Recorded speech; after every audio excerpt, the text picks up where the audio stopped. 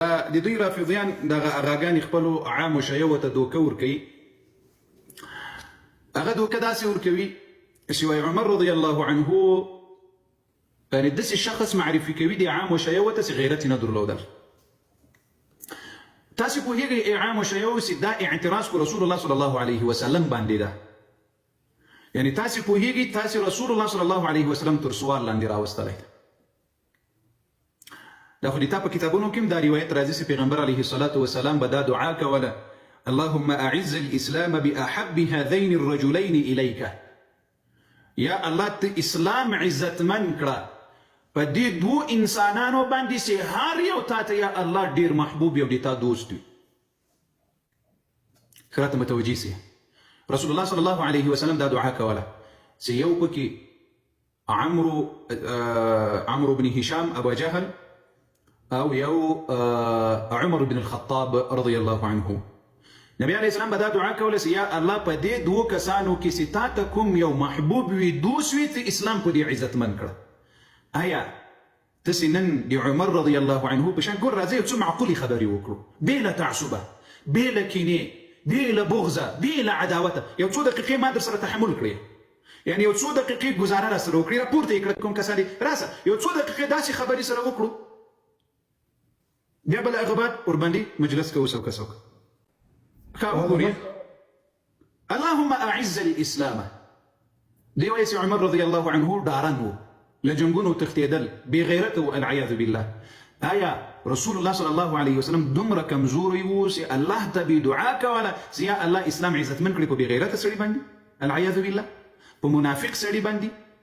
العیاذ بالله، په جبان سړي باندې الله اکبر لا اله الا الله. آیا رسول الله صلی الله علیه وسلم دی یو داسې چا په شان کې دعا کوله چې هغه بې غیرته و؟ ښه دا د یو روایت. تاسې وګورئ مستدرک الحاکم کې صحیح روایت ده چې نبی علیه الصلاة والسلام به خاص کر دا دعا کوله: اللهم اعز الاسلام بعمر بن الخطاب خاصة، واخرجه الطبراني في الاوسط او مستدرك الحاكم. يعني عائشة رضي الله عنها وي رسول الله بخاص دا دعا كولس يا الله خاص كر اسلام عزت منك عمر بن الخطاب عندي اعام شيو دي الله خاطر وكري تاسس دي وس دي عمر رضي الله بشان كي بستاخي كوي يا دي عمر رضي الله عنه بشان كي بيادبي كوي دا دي رسول الله بشان كي بيادبي ده كندا دا دي رسول الله صلى الله عليه وسلم بشان كي توهين ده كندا سيادي رسول الله دي منافق العياذ بالله. رسول الله دي داسي او چاپ حق دعا كولا او اسلامي ورباني عزت من كول سي اغا منافق ول دي داسي چاپ شان كي دعا كولا سي اغا بغيرته والعياذ بالله او اغا لجنگونو نتختدل. دا رسول الله ترسوال لاندي راوستل دي او كندي. تاسي وګورئ عبد الله ابن عباس رضي الله عنه وقال النبي صلى الله عليه وسلم: اللهم اعز الاسلام بعمر. يا الله اسلام عزت من کړي په عمر ابن الخطاب صح. دا خو څه کوي په دې ځای کې یو عجیبه خبره بل درته وکړم. عبد الله ابن مسعود رضي الله عنه واي غالبا واي كلس عمر ابن الخطاب اسلام قبول کړی دا مسلمانان او اسلام په عزت کیو. الله اكبر لا اله الا الله، الله اكبر لا اله الا الله. امدا ابن سعد في الطبراني عن ابن مسعود رضي الله عنه كان اسلام عمر فتحا. دي عمر رضي الله عنه اسلام قبل ولد فتحوا لمسلمانان ودي اسلام دي بارا، وكانت هجرته نصرا او دي هجرة نصرته دي اسلام ودي مسلمانان دي بارا، وكانت امامته رحمة او دي امامت او اميريت دا رحمته دي مؤمنان ودي مسلمانان دي بارا. الله اكبر. ابن سعد بيقبل وخبر راوي ده لما أسلم عمر رضي الله عنه ظهر الإسلام ودعا إليه علانية. كلس إسلام قبول كرل بو علانية سري بو جهر سري دي إسلام دي بارا دعوة شروع كرل أو بيا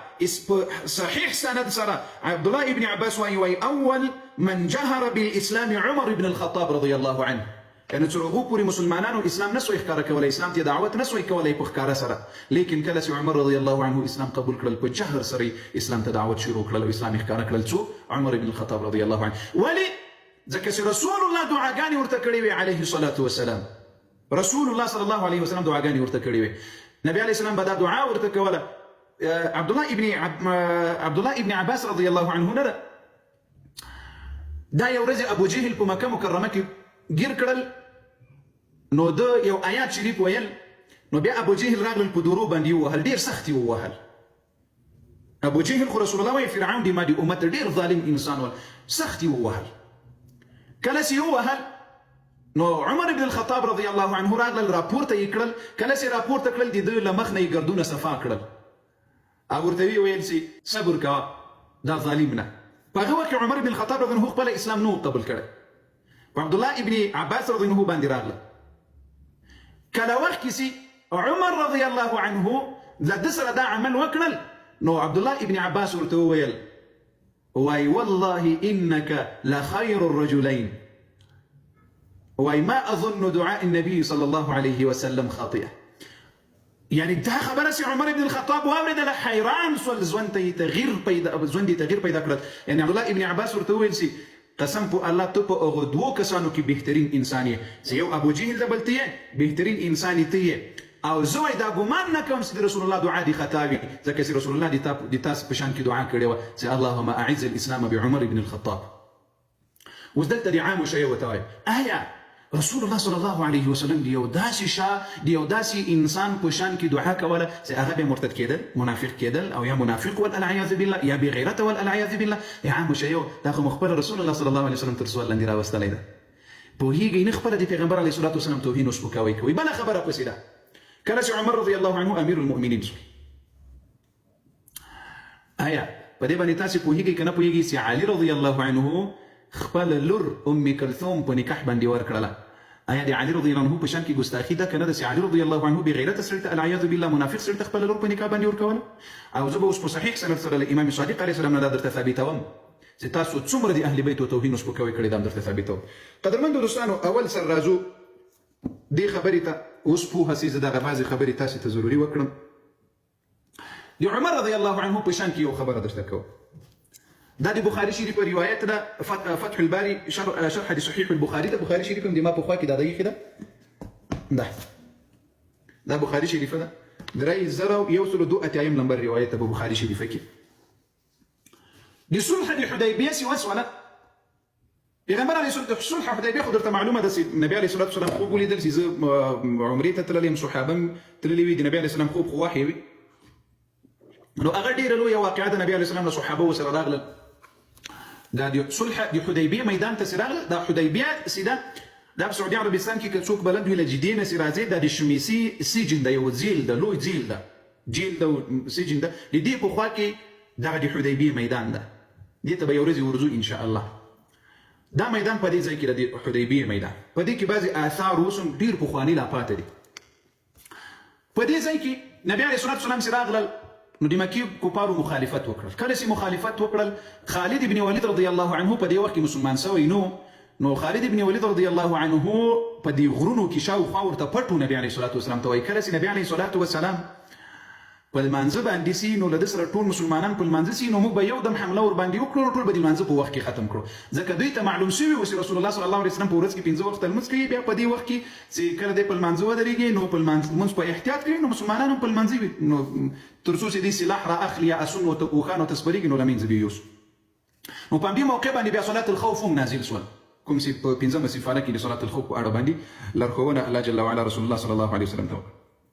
په دې وخت کې نبی علیه الصلاه والسلام عثمان بن عفان رضی بعضی صحابه ولېږل دا خبره لاړه له مکې ته چې موږ د جنګ دپاره نه یو راغلي نه جنګ کوو فقط عمره کوو بیرته ځو کفارو د دې ممانعت وکړل خو دا ډېره لویه واقعه ده کله چې کفارو ممانعت وکړل د نبي علیه الصلاه والسلام چې عمره به نه کوې نو تاسې وګورئ که چیرې عمر رضی الله عنه له جنګونو نه تښتېدلی او یا د عمر رضی الله عنه په شان کې غیرت نه وای تاسې وګورئ دې روایت ته فإنا كنا مع النبي صلى الله عليه وسلم يوم الحديبية ولو نرى قتالا لقاتلنا فجاء عمر بن الخطاب فقال يا رسول الله عمر بن الخطاب رضي الله عنه راغله سي يا رسول الله نبي عليه السلام تيويل سي ايدي الله رسوله ألسنا على الحق وهم على الباطل يا رسول الله أيا مو حق باندينيو أو دي باطل ندي فقال بلى اول په دې روایت کې ګوریا ای عام شی وتاسو وایي چې عمر رضی الله عنه منافق والپزړ کې نفاق درلودل ګوره د دلته ورته وایي چې ألسنا على الحق دی بعضی نقطو ته د بعضی دلته را سره نه سیاست د بعضی نقطو ته ګوریا دا زده کړئ ګورئ لږ فکر دی رسول الله په حدیثو کې بخاري شریف 3002 اتیم نمبر روایت ده تاسو دې نقطې ته وګورئ مسلمانانو تاسو دې نقطې ته وګورئ عمر رضی الله عنه څه ورته وایي یا رسول الله ألسنا على الحق وهم على الباطل ويا رسول الله مغوي بحق نيو أو ضي باطل ندي آية ويموك بحق نيو ضي باطل ندي نبي عليه السلام سورة توي فقال بلى إيه عبارة بحق يستا دي عام شيء وتوي تاسو دير غيرت من يا سيدي عمر رضي الله بشان كي گستاخي كوي كرسول الله دير غيرت من رسول الله دير غيرت من وكتاسي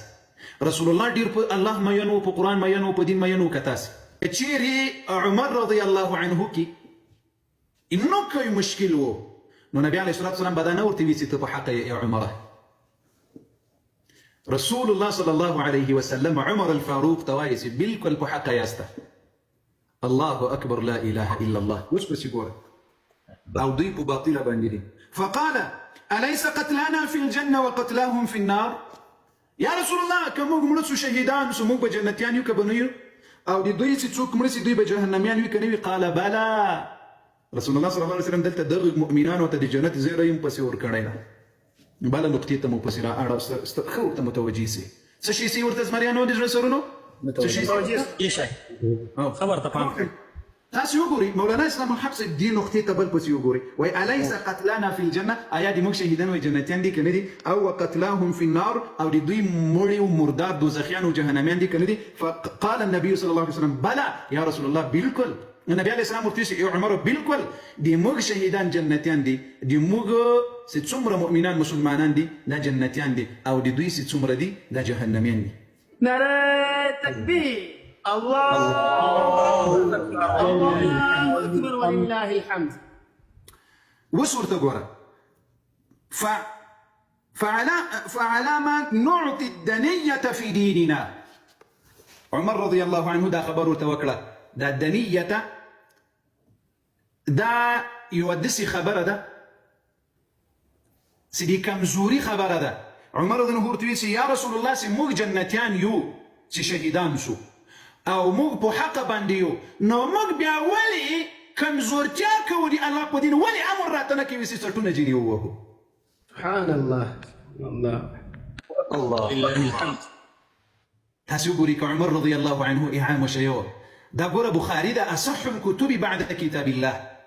اهل السنه والجماعه تراسه دي خو سر راښکاره کړ دایما کتاب یاري وګوره زه په بخاري کې دی بخاري چې څومره روایتونه دي دا ټول صحیح دي دي سند ویلو تم ضرورت نسته خو ته اوس دې ځای ته وګوره رسول الله صلی الله علیه وسلم ورته وایي و ای عمر ته په حق یې ای عمر تاسې جنتیان یاست ای عمر دوی باطل دي که چیرې عمر رضی الله عنه خدای مه کړه یو څه شی پکې وایي نو رسول الله تر هر چا عظیم غیرتمن لیډر ول دی الله دی الله دی رسول دی الله دی دین دپاره نو ورته ویلي به اوس ای عمر تم له دوی سره په باطله یې او تم له دوی سره جهنمي یې خو رسول الله دا نه ورته بلکې رسول الله ورته وایي چې ای عمر تم په حق دي تاسو ملګریم په حق دي ای عمر که شهیدان سو لاسه په دې جنگ کې تاسو ټول جنتیان یاست او دې ټول جهنميان دي اوس پسې ورته وګوره وای فعلى ما نعطي الدنيه في ديننا يعني موږ ولې بیا کمزورتیا کوو یا رسول الله اجازت راکړه یا رسول الله چې شروع باندې وکړو عليه السلام ورته وایي سنا یا الله جل وعلا ورته وایي فقال انرجع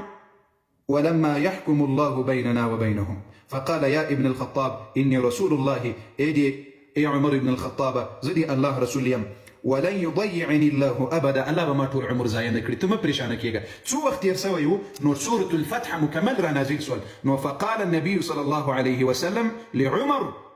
النبي عليه الصلاة والسلام عمر رضي الله عنه وقتل أو طول سورة ورت تلاوات كرل أو بيا النبي عليه الصلاة والسلام عمر رضي الله عنه يا رسول الله أو فتح هو قال نعم نبي عليه السلام دي فتح زيرين بس وركرسي اي عمره ما كبا فتح كيكي ما كبا تاسي تبو فتحك الله جل وعلا بلاس دركي بقرضك بيدركي Ayat. Nare takbir. الله أكبر ولله الحمد. الله أكبر